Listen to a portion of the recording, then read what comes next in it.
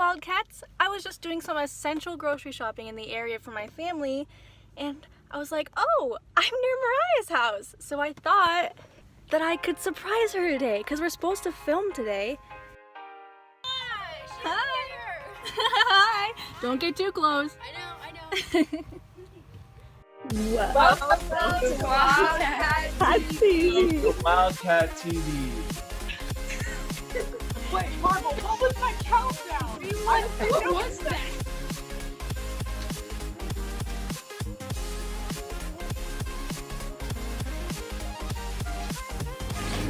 In these times of need, it is essential to always keep a folding chair in your trunk.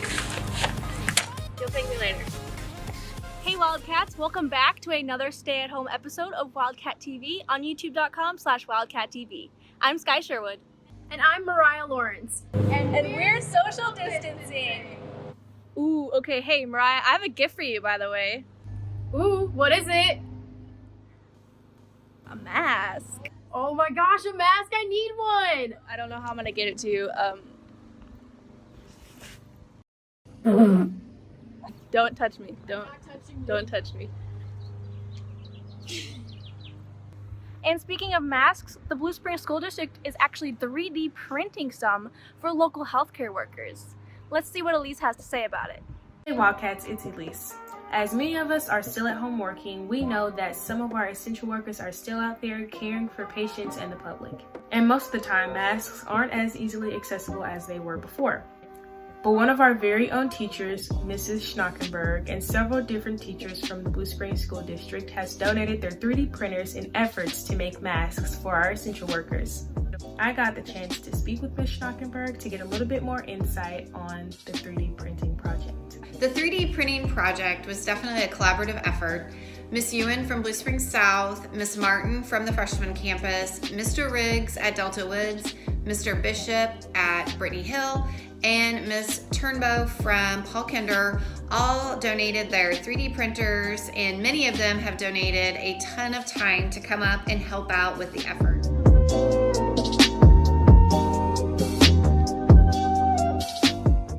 We've been able to provide face shields to Centerpoint Hospital, Belton Hospital, Central Jackson County Fire Department. In addition, we've given some to Casey Hospice. We've sent some face shields to a nurse at the VA hospital here in Kansas City. I've also been contacted by some oral surgeons, and we made some face shields for them and their assistants. So the process to print the face shields on the 3D printers just entailed finding a design that we thought would be something that we could work with. And then we kind of had to go in and do a little bit of tweaking on some of the settings. Right now we have 6 3D printers that are able to print approximately 7 face shields per day. It kind of just depends on how long we stay up there to work. And we have 3 additional 3D printers that can print a face shield and a chin in about 4 hours, so we usually get a couple of prints per day out of those.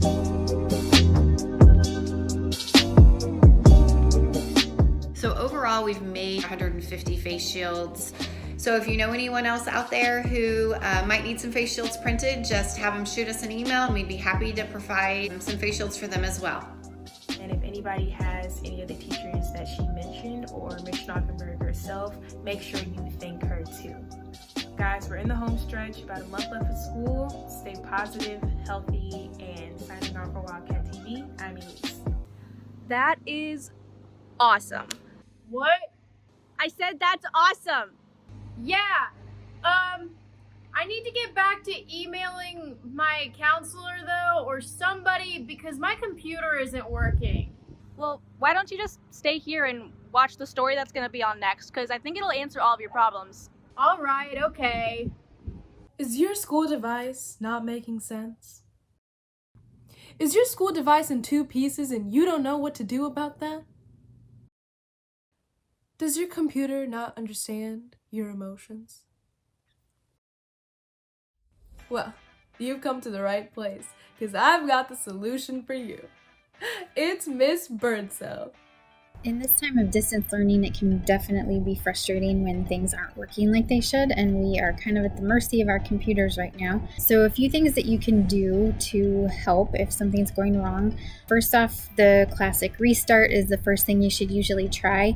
Going to the Windows icon, hitting power, and then restart. That seems to fix a lot of issues a lot of times. If you're having issues with an online application, sometimes trying a different browser. So if you're using Chrome, try Edge or Internet Explorer and vice versa.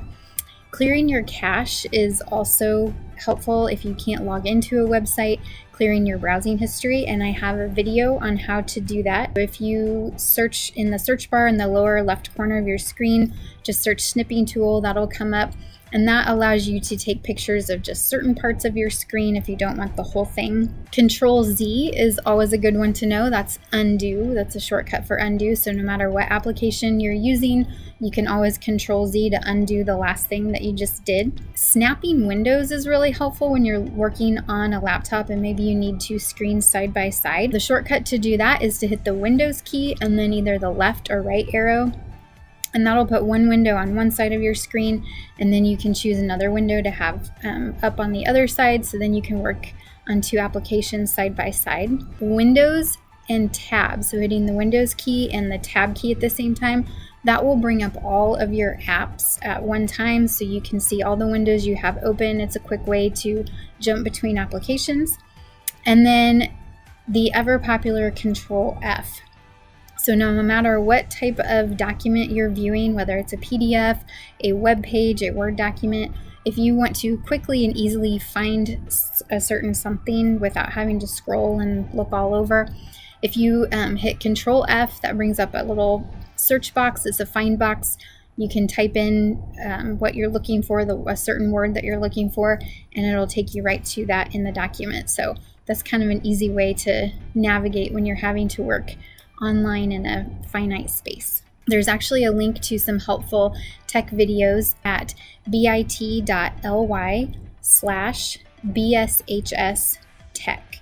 You'll find some helpful student tech troubleshooting videos out there, including how to clear your cache and some workarounds for issues in Teams and things like that. Also, just feel free to shoot me an email if you're having trouble with something, an application isn't working.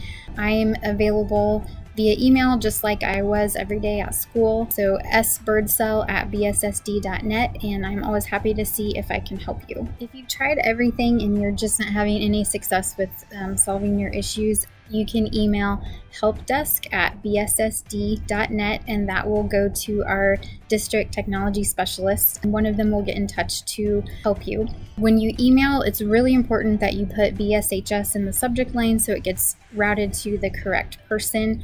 Also, try to be as specific as possible about your issue. Just saying my computer isn't working isn't as helpful as if you can say specifically what's going on with it. That'll just help them help you more quickly.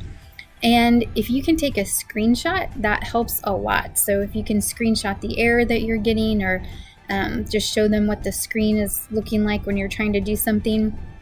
And to take a screenshot, you can hit the print screen button on your keyboard.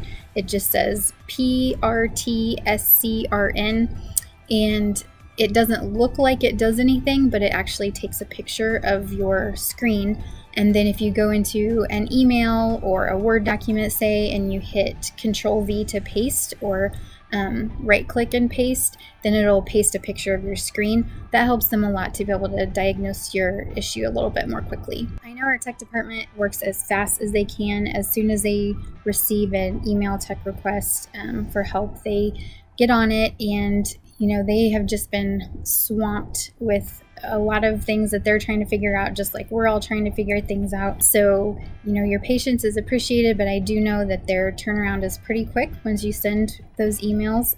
They work as fast as they can to get you some help. In the meantime, if you aren't able to turn in an assignment for some reason because of a tech issue, just let your teachers know. They'll be understanding. Everybody knows that we're working through, a new normal right now. They might have an alternative way that you can submit your work, but really communication is key. So just letting people know what's going on, that you're trying to solve the issue.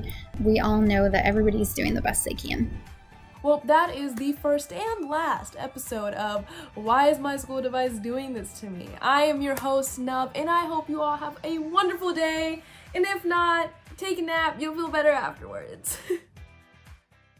Great, that answered all my questions. Huh? Oh, never mind. Hey, do you have any water over there maybe I could have? Yeah, catch.